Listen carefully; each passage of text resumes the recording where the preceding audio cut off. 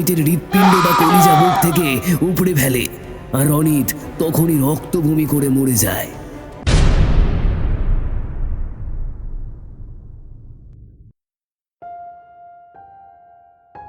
কুণাল খবরের কাগজ পড়তে পড়তে একটা খবর দেখে ওর চোখ আটকে যায়।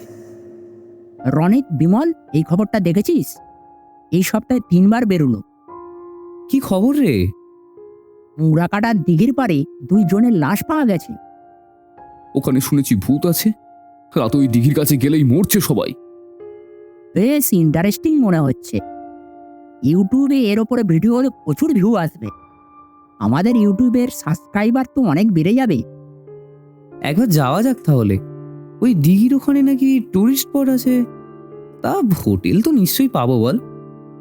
এরপর 3 জন ওখানে যাওয়ার কথা ঠিক করে। পরশুদিন সকাল 6টার মধ্যে তবে রেডি হয়ে আমার বাড়িতে চলে আসিস। আমাদের পরের ডেস্টিনেশন মুগরাকাটা।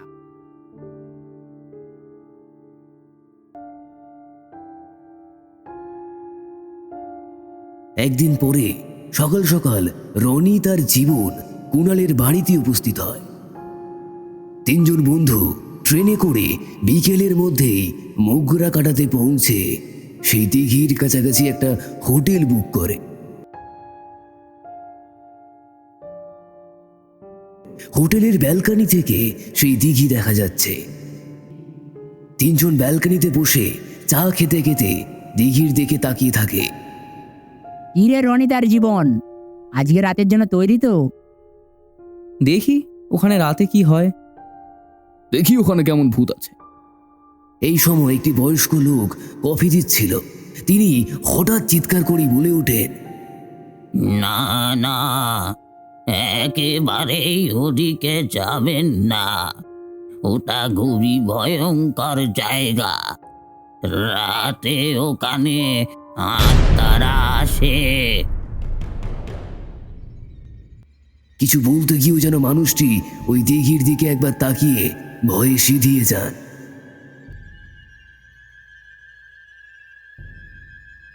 কি হলো? তুমি অমন করে চুপ করে গেলে কেন? রাতে ওখানে যারা যায় তারা আর কেউ ফেরে না। দিনের বেলা ওখানে যান, কিন্তু কিন্তু রাতে একেবারেই নয়। আমরা তো ওটা জানতেই এসেছি। কি আছে ওখানে? পৃথিবীতে এমন কিছু হয় যা আমাদের চোখের ওপারে হয়, তাই তা না জানাই ভালো। যেমন চলছে তেমন চলতে দেওয়াই উচিত। না হলে বিপদ হতে পারে। কুণাল আরো কয়েকবার জোড়াজুড়িতে বয়স্ক মানুষটি ভয়ে কিছুটা সংবরণ করে নিয়ে সব জানাতে রাজি হন।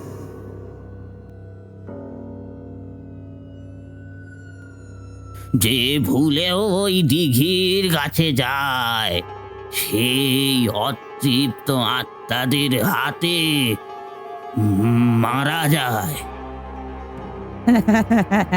এসব কি বলছো? কি আবার হয় নাকি?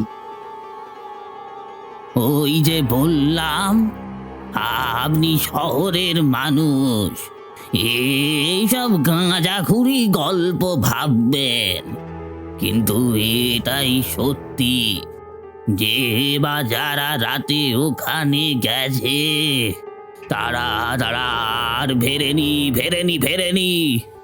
যত অতৃপ্ত আত্মা বা অপমৃত্যুর আত্মারা রোজ রাতে ওখানে আসে, তাদের কাছাকাছি গেলে মানুষেরা আর ফিরতে পারে না। তাই ওদিকে যাবেন না ওখানে। ওরা 3 জন কেবল একবার দিঘির দিকে তাকায়।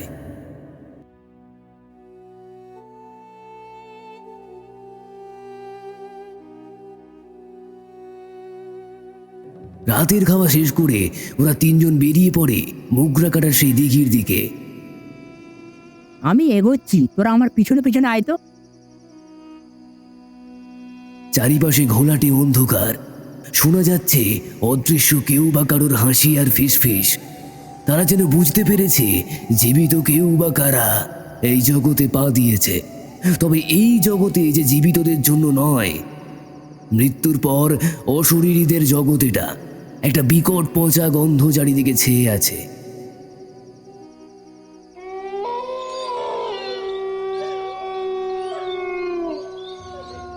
জীবন, এই আমরা কোথায় এসে পড়লাম? বুঝতে পারছিস না কেউ বা কারা যেন আমাদের পিছনে আসছে। কোনো অশরীরী ছায়া জীবন আর রনিতের সামনে দিয়ে একবার ভেসে চলে যায়। এখানে বেশি সময় থাকলে আরো বিপদ। ওই তো কুনাল। আর এগোস না, তাড়াতাড়ি এখান থেকে চল।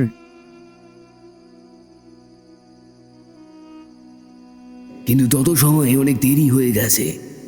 কিছু ঘন কালো ছায়া ধীরে ধীরে ওদের সামনে দেখা দেয়। কি ভয়ঙ্কর তাদের চেহারা! কারোর মাথা নেই, কারোর কাটা গলা ভাসছে, সাথেই সেই ভয়ঙ্কর হাসি।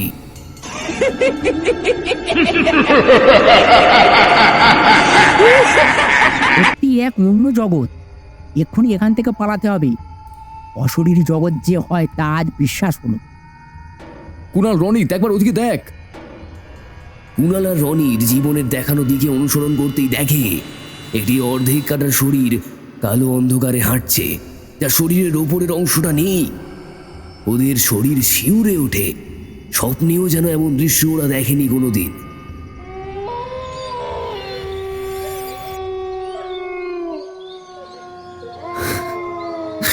বাবা মাকে আর দেখা হবে না আমাদের। এরা কিছুতেই আমাদের এখান থেকে যেতে দেবে না। আমরা ওদের জগতে এসে ঠিক করিনি।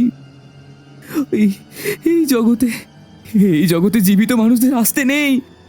আসলে আর ফেরা যায় না। ফেরা যায় না রে। এরপর ওরা তিনজন পালানোর চেষ্টা করলেও পারে না।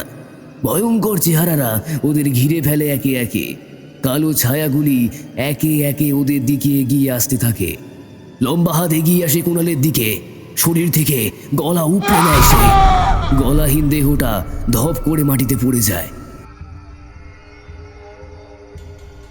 কুণালের এমন অবস্থা দেখে রনি তার বিমল অন্ধকার পথে ছুটতে শুরু করে। ছুটতে ছুটতে এসে দেখে অন্ধকার পথে কে যেন দাঁড়িয়ে রয়েছে। ওখানে ওটা কে দাঁড়িয়ে আছে মনে হচ্ছে। তাড়াতাড়ি চল। কিন্তু কিন্তু এখানে জীবন আরো কিছু বলতে যাচ্ছিল, তার আগেই রনিত অন্ধকারে দাঁড়িয়ে থাকা অবয়বটির কাছে চলে গেছে। ঠিক এই সময় অবয়বটি ধীরে ধীরে পিছনে ফেরে। মাথাটা পিছনে ঘুরলেও শরীর আগের অবস্থাতেই থাকে। অবয়বটির চোখ দুটি থেকে লাল রক্ত বের হচ্ছে। এই দেখে রনিত চিৎকার করে ওঠে, আর তখনই অবয়বটি রনিতের হৃৎপিণ্ড বা কলিজা বুক থেকে উপড়ে ফেলে, আর রনিত তখনই রক্তভূমি করে মরে যায়। জীবন বুঝতেই পারে ওর অন্তিম সময় ঘনীভূত হয়ে এসেছে। ও পাগলের মতো কেবল এদিক ওদিক ছুটতে থাকে। একটা দমকা হাওয়া ওর শরীরের মধ্যে দিয়ে এফোর ওফোর করে চলে যায়।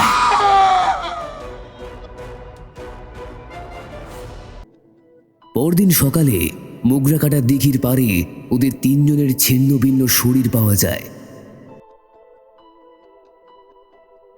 অন্ধকার জগতের অধিবাসীরা আমাদের আশেপাশেই থাকে। তাদের জগতে জীবিত মানুষদের যেতে নেই, গেলে আর ফেরা যায় না।